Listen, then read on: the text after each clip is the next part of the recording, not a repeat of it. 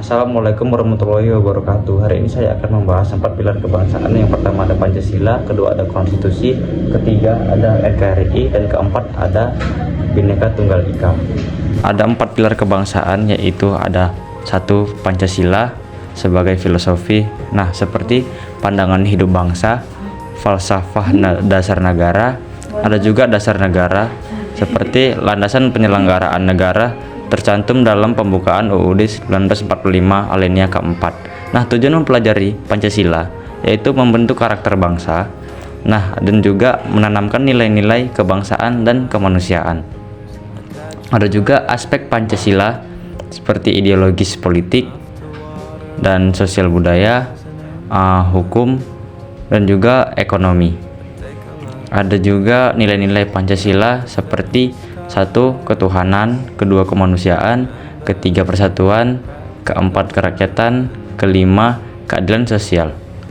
Nah, ada juga di sini tantangan aktualnya seperti komersialisasi nilai, degradasi moral generasi muda. Di sini ada juga kedua, yaitu konstitusi atau UUD 1945. Sebagai fungsinya konstitusi yaitu hukum tertinggi dasar pengaturan hak dan kewajiban. Ada juga hak warga negara seperti hak pendidikan, hak kesehatan, hak menyatakan pendapat, kewajiban negara seperti membayar pajak, taat hukum, ikut serta dalam bela negara. Ada juga HAM dalam UUD seperti pasal 28A sampai 28J, yaitu hak hidup bebas beragama, bebas berserikat, dan sebagainya. 3. Yaitu dosa pendidikan, kekerasan di dunia pendidikan seperti intoleransi dan diskriminasi, pelecehan seksual. Ada juga tantangan konstitusi, penegakan hukum yang tebang pilih, yaitu ada juga rendahnya literasi konstitusi di kalangan muda. Ketiga ada NKRI, Negara Kesatuan Republik Indonesia. Makna NKRI tersendiri yaitu satu bangsa, satu tanah air, dan satu bahasa. Bentuk negara final dan tidak dapat diubah. Ada juga tantangan terhadap NKRI seperti korupsi sistematik, 1. Merusak kepercayaan publik, kedua menghambat pemerataan, ketiga kesejahteraan, ancaman disintegrasi, penyalahgunaan dan ancaman disintegrasi bangsa, penyalahgunaan identitas nasional. Pertama, mengadu domba antar suku, agama, atau wilayah. 2. Separatisme dan gerakan anti NKRI. Keempat, ada juga Bhinneka Tunggal Ika. Makna Bhinneka Tunggal Ika berbeda-beda tetapi tetap satu. Semboyan persatuan dalam keberagaman, cerminan harmoni antar suku, agama, ras, dan antar golongan. Fungsi Bhinneka Tunggal Ika yaitu dalam kebangsaan, penyeimbangan demokrasi multikultur, menjaga koneksi sosial, menguatkan toleransi antar kelompok. Tantangan terhadap Bhinneka yaitu radikalisme dan intoleransi, fanatisme sempit terhadap agama atau suku, penolakan terhadap perbedaan, separatisme dan polarisasi sosial, sentimen sara di media sosial, kurangnya pendidikan multikultural, diskriminasi identitas, agama, ras, gender, kelompok minoritas. Ada juga solusi menguatkan Bhinneka seperti pendidikan multikulturan, penguatan wawasan kebangsaan, dialog lintas identitas, literasi digital untuk melawan hoaks sara. Tantangan kontemporer dan pentingnya aksi nyata, teman-teman. Selain 4 pilar kebangsaan tadi, kita juga perlu memahami beberapa tantangan kontemporer yang secara langsung memengaruhi kehidupan berbangsa dan bernegara kita. Ada radikalisme dan terorisme. Ini adalah ancaman nyata terhadap keamanan dan persatuan bangsa. Ideologi radikal seringkali memicu tindakan kekerasan dan teror. Kita tidak bisa melupakan peristiwa tragis seperti bom Bali pada tahun 2002 yang menewaskan ratusan jiwa tak berdosa dan meninggalkan luka mendalam bagi bangsa.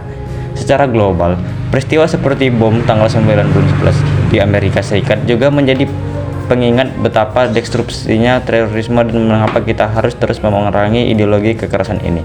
Pentingnya pendidikan multikultural dan literasi digital menjadi krusial untuk membentengi diri dari paham radikal. Ada korupsi dan dampaknya terhadap negara dan masyarakat.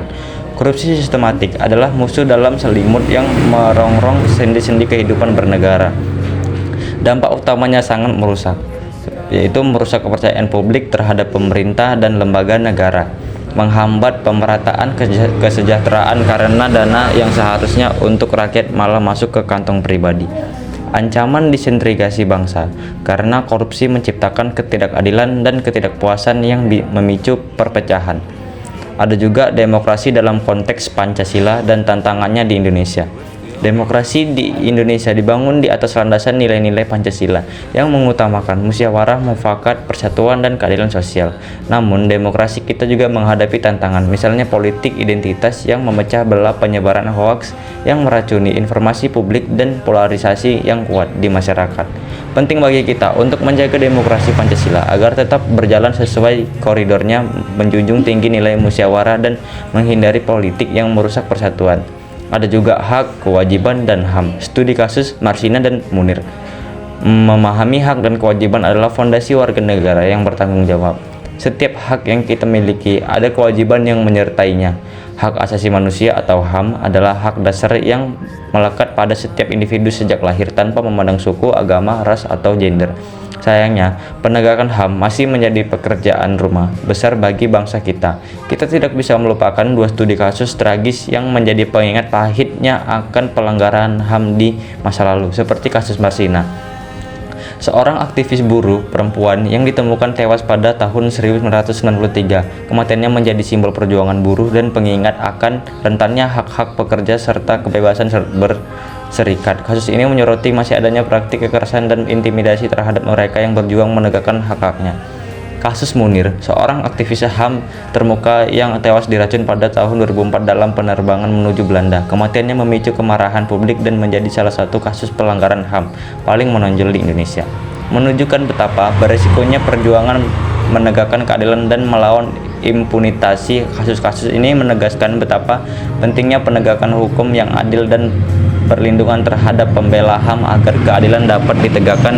Penutup yaitu bergerak bersama untuk Indonesia. Kita telah melihat bahwa 4 pilar kebangsaan ini bersama dengan pemahaman mendalam tentang berbagai tantangan seperti radikalisme, korupsi, dan isu HAM adalah bekal penting bagi kita untuk menguatkan fondasi bangsa ini.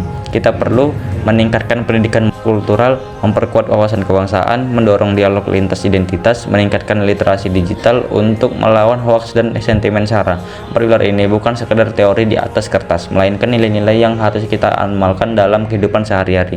Dengan memahami dan menginternalisasikan nilai-nilai ini, kita akan menjadi generasi yang tangguh, toleran, dan berbudaya. Mari bersama menjaga dan membangun Indonesia.